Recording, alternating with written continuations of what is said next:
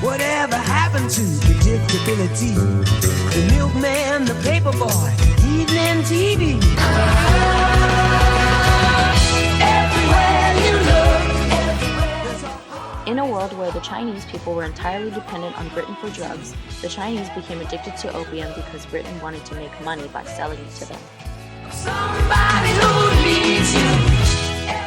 The British devised a plan to make Chinese people dependent on them for drugs, which would prevent the demise of their economy.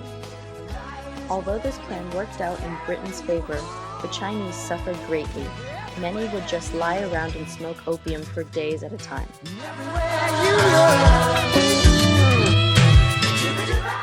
The British knew that they now had power over China. The Chinese relied on Britain to be their drug dealer.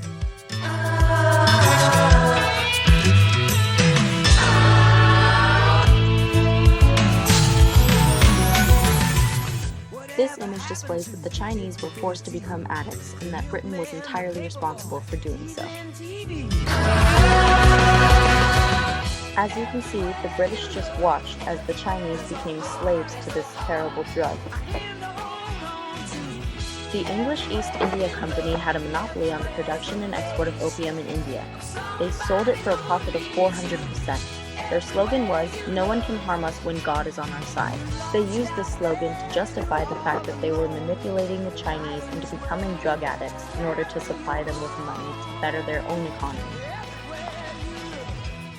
To find out exactly how the Chinese were forced to turn to drugs by evil Britain, watch this movie in theaters on July 5th, 2016.